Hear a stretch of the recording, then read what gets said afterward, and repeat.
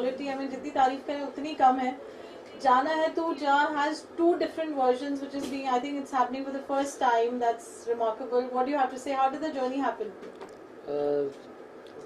मतलब ऐसे शुरुआत ऐसे हुई. मैं और पाजी, मैं एक्चुअली जब पाजी को मिला ना तो इन्हें लगा थोड़ा इनका टेस्ट ले लो कि कंपोज कैसे करते क्या है. तो इनके घर पे पियानो में बजा रहा था. बट वैसे ही हम बातचीत में बातें करते करते एक लाइन इन्होंने ऐसे जैसे बोलचाल में बोलते हैं कि अभी एक्सप्रेशन चेंज हो गया, अभी जाना है तो जा, कौन सा मर जाऊंगा तेरे बिना. एंड वो लाइन हमें वहाँ से वो जो हुक क्रैक हुआ.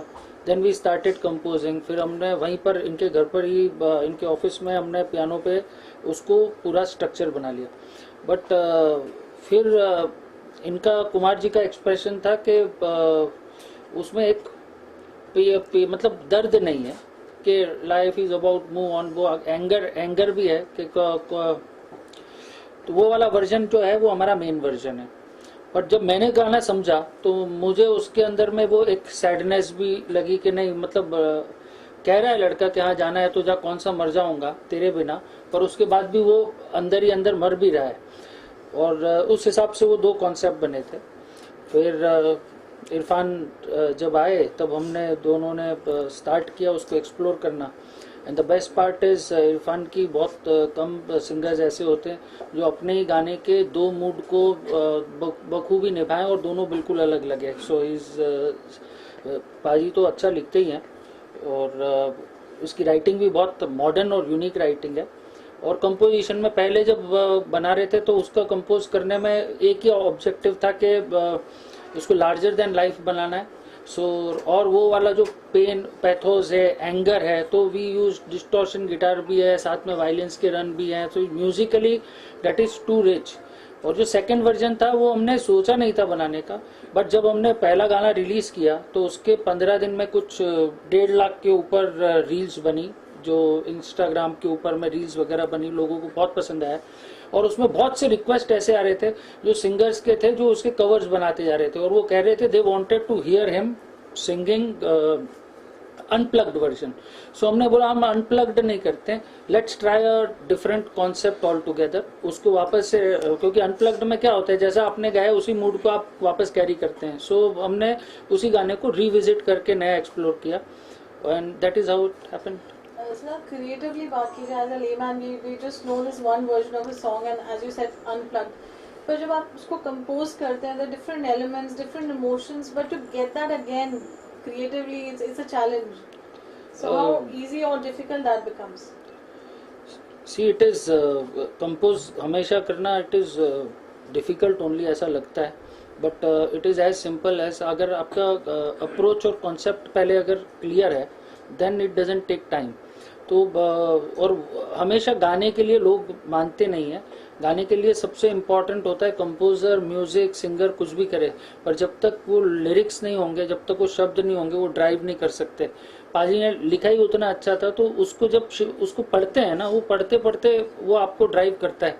हाँ, ये भी इमोशन इसमें एक्सप्लोर किया जा सकता है, ये वाला भी अप्रोच लिया जा सकता है. So it was you can throw more light. I'll start with Kumar ji because composition में एक इतनी beautiful composition, इतना प्यारा लिखना बहुत एक perfect गाना बन जाता है जैसे. and we are hearing and we loving both the versions of it.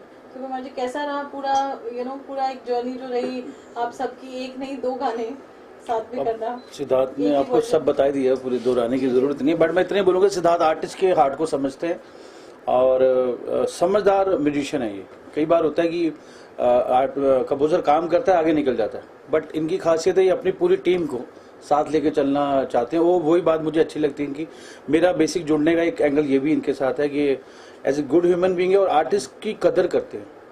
मेरे देखिए पोस्टर आपने कई जगह लगा रखे हैं पोस्टर, तो मैं तो छुप के बैठा था, मशहूर कर दिया उन्होंने मुझे.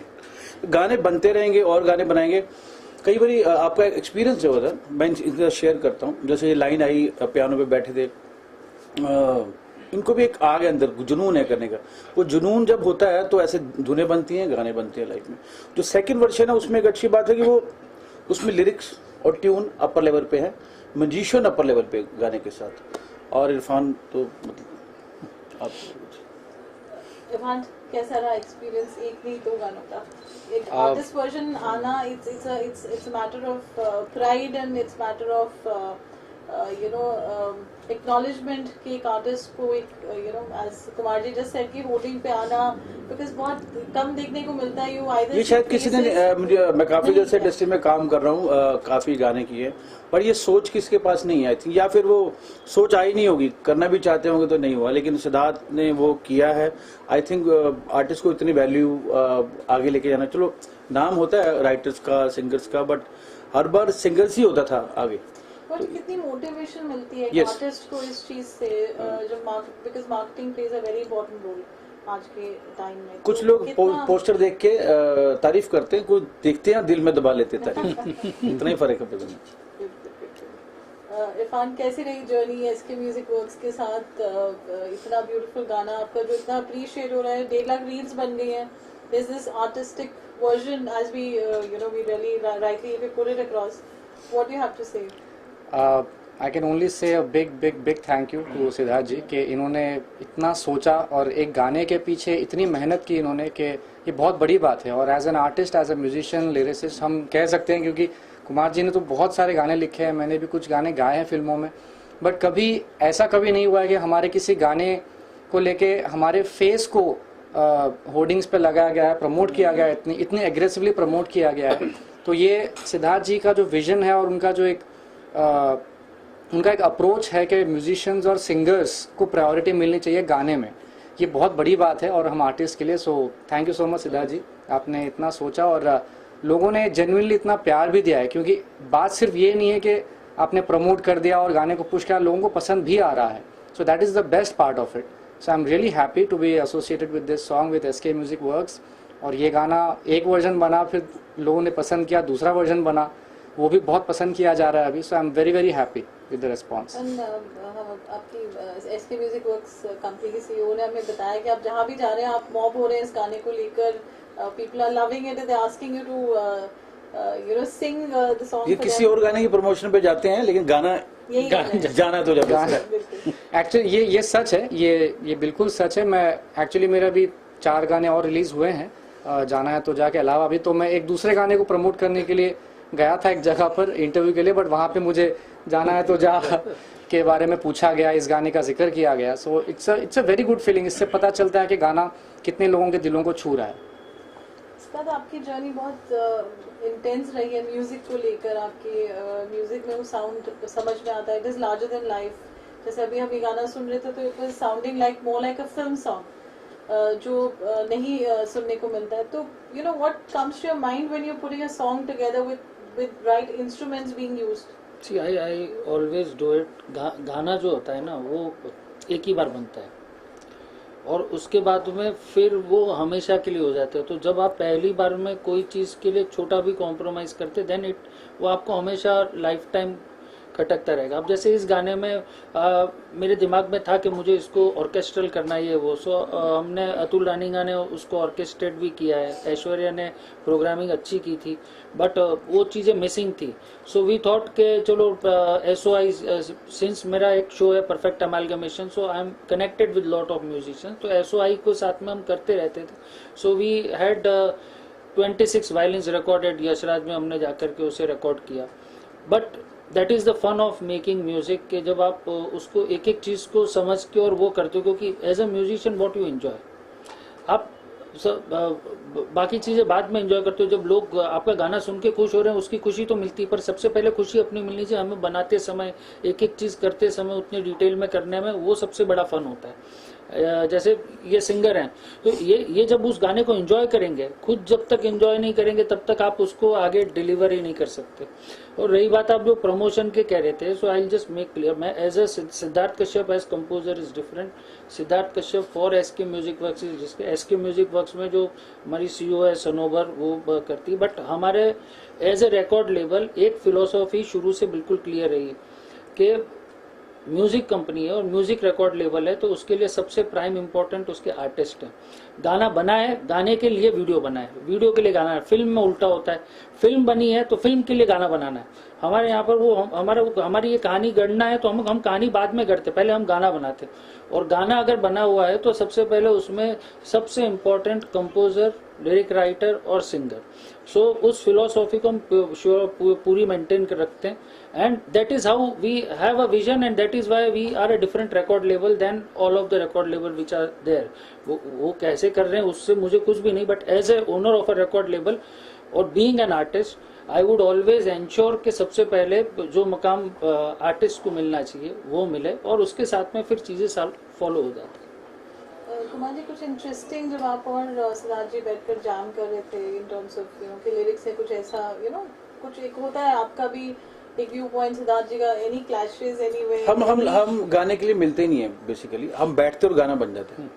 खूबसूरत बात है कि प्लान नहीं होता गाना बैठ के बनाएंगे, और हम जब बैठते हैं ऑफिस में ये पियानो पे बैठते हैं, कुछ सुर छेड़ते हैं, फिर राइटिंग आती है और फिर ये कोई लाइन आ जाती है, फिर उसको कंपोज कर लेते हैं, फिर धुन तैयार करते हैं। तो मेरी गाना लिखने में एक हमेशा ये रही कि धुन पे भी ऐसा लिखो कि पेपर पे गाना उतरे तो ऐसा लगे पहले गाना लिखा हुआ था।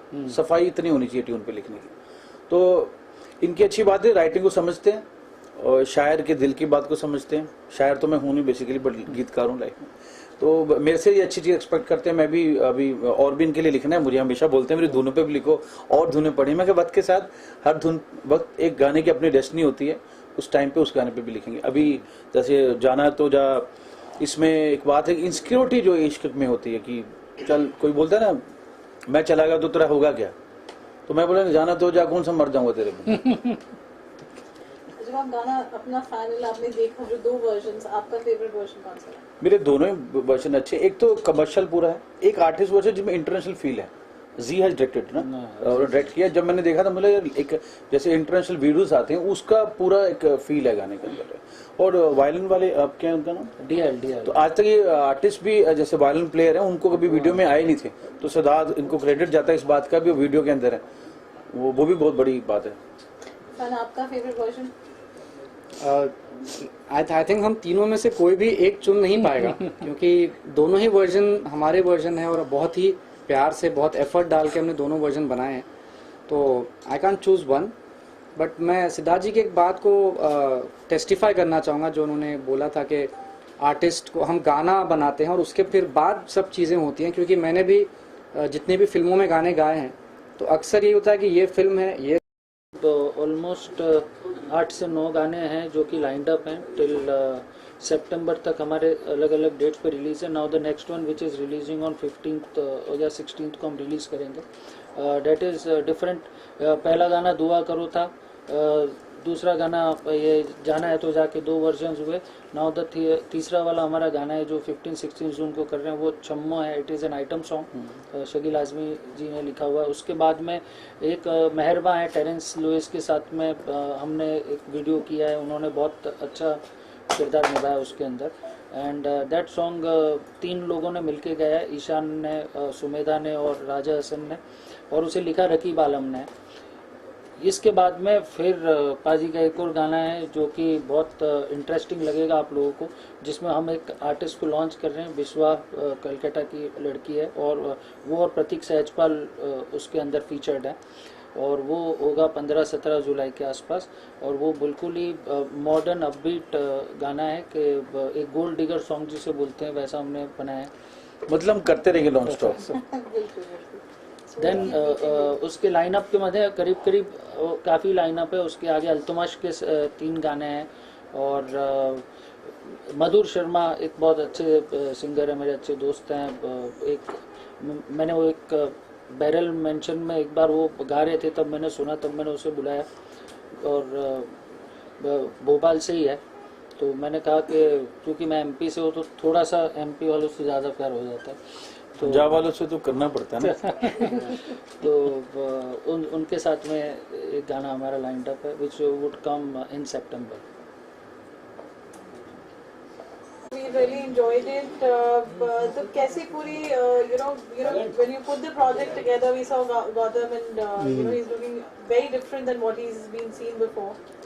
तो कैसे प्लानिंग रही? Well, when I first heard the song, Siddharth made me listen to it, and the kind of energy and it's a very different kind of song. It's not like the usual love songs. And Kumarji, the way he had written the lyrics is completely different, not what usually people convey and all. This was a song which was not about regret in love, and love is not about getting the person.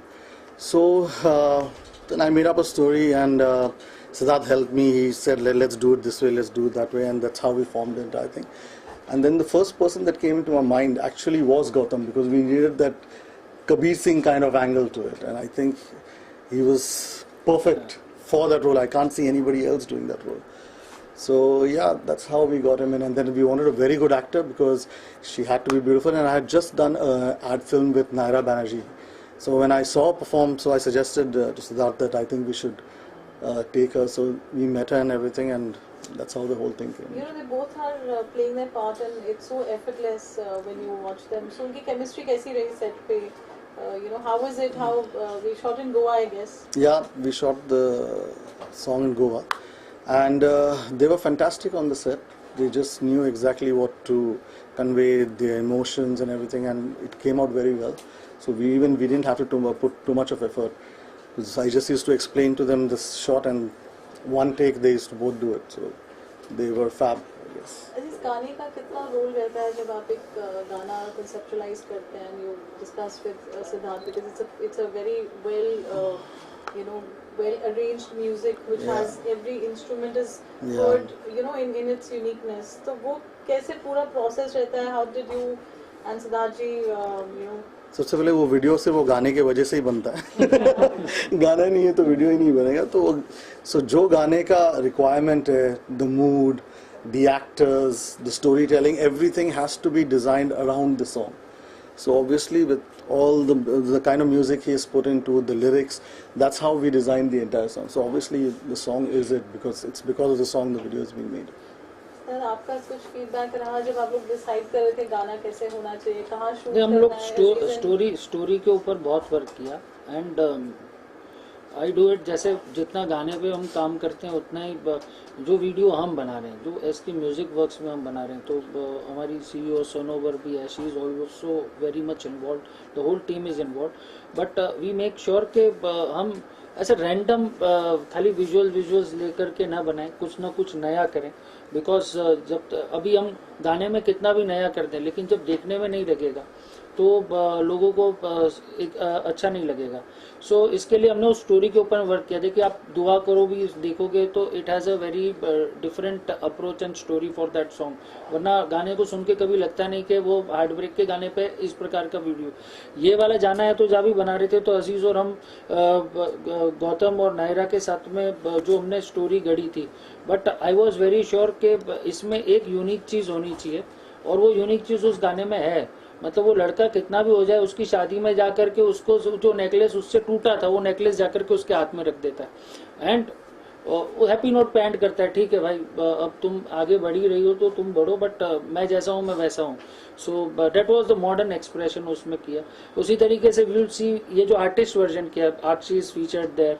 और पहले हम सिर्फ artist कर रहे थे, पर मतलब इसमें कुछ ये इससे मैंने कहा मतलब इसमें कुछ न कुछ चीज, कुछ एलिमेंट मिसिंग है.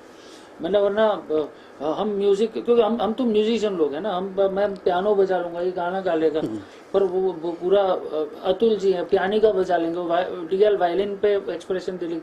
पर मैंने इन सब के मूड को कहीं से बाहर आना चाहिए. और मैंने इसे बोला, मतलब तू कितनी भी आग लगा ले, पानी डाल ले, चिंगारी कर लो, ये कर लो, मतलब उससे नहीं होगा. There has to be some element. And then came an idea of कौन सी angel, broken angel. So she was the broken angel. मतलब ब्रोकन इसलिए कि जितने टूटे हुए चीजें हैं उनको कहीं ना कहीं से वो जहाँ पे हम जहाँ पर खत्म होते हैं, ये वहाँ से शुरू होकर के उसको कंप्लीट करते हैं. एक गाने के दो वर्जन करना कितना चैलेंजिंग रहा? The song was too good. both parallelly running at the same time तीसरा भी कर लेंगे और भी versions बना लेंगे. So both versions were very different in terms of music, and the lyrics were the same obviously, but the way Irfan sang it also, if you listen to both the versions, it's very different. The way Siddharth had composed the music also. So I liked doing both the versions. There was aggressiveness in the first one, and the other one there was a lot of hurt and pain. That's why the Broken Angel was also there. And I think if the third version comes up, वो भी कर So लेंगे. we were asking everyone which is a favorite version. Which one is your favorite version? Mine is the softer version, the artist version. Artist version. It's more on my zone. So आज I think अगर तीसरा version होगा तो गाना hit होने के बाद यही हो सकता है कि आना है तो आ. उसमें म्यूजिक ही नहीं होगा, केवल lyrics. Akshay, how is your experience featuring in the artist version, which is of course unique? So this is something that you've witnessed, and you've created history. I think being in that version now. Well, when I got the call, I was very confused because the song was already out. So I didn't know what they are going to do with me, honestly. And it was an artist version, so I was like, what I'm going to do over there?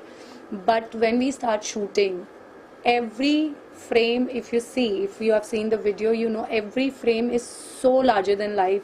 Everything is looking so beautiful. And he made sure that, I'm visible and I'm doing something. That pain, that, the sadness is coming through out of the song, and the expression and everything. He has done the amazing job, and I got a chance to work with all the legends. It was like So, जब yeah, it was इसने big fun. अजीज ने जब वो concept बनाया तो मैंने अभी broken angel ढूंढते हैं तो कहाँ से ढूंढेंगे ये. सो इन्होंने अजीज अच्छे दोस्त हैं, अक्षय भी फ्रेंड है, बट इन्होंने और शाकिर ने मिलके इंदौर में एक NMG का कैलेंडर शूट किया था. तो वो जो कैलेंडर शूट के मैं लॉन्च पे गया था तब उसमें अक्षी फीचर्ड थी. तो इसका जो अक्षी का लुक वो उस कैलेंडर में है. तो मैंने ये अपनी ब्रोकन एंजल है, अभी इसको एंजल तो है ही पर ब्रोकन है तो The pain and broken is all there. And the video is fabulous. You see बहुत ही इंटरनेशनल स्टाइल में इन्होंने शूट किया है. एंड जैसा हम चाहते थे कि हम बताएं कि there is nothing which we can not achieve, but मैंने हमें लगता है वेस्ट में ऐसा हुआ वैसा हुआ, मतलब ऐसा नहीं कि हम भारत में नहीं कर सकते, पर हमें कोशिश उतनी करनी चाहिए और करेंगे तो we can make something a product of an international quality which he has done it. सिर्फ यह है कि थोड़े एंजल थी तो इसके क्लोजअप ज्यादा है, हम लोग कम है. biased. So before we wind up, Kumar ji, आपसे मैसेज ऑडियंस के लिए जो ये यूनिक ट्रेंड स्टार्ट किया है इसके म्यूजिक वर्क्स ने, उसके लिए आप फॉर जाना है तो what would you like to say? कौन सा ट्रेंड है? दो वर्जन्स. पहला तो समथिंग चलो ऐसे ठीक है, ऐसे ही गा दूंगा. ऐसे माना के तकलीफ है, सह लेंगे हम ठीक है, वैसे भी तू दूर है, ये दर्द नजदीक है, दिल तोड़ना है तोड़ दे, घर छोड़ना है छोड़ दे, बहाने ना बना तू खामखा, जाना है तो जा, कौन सा मर जाऊंगा तेरे बिना, तेरे बिना. Thank you. एक बात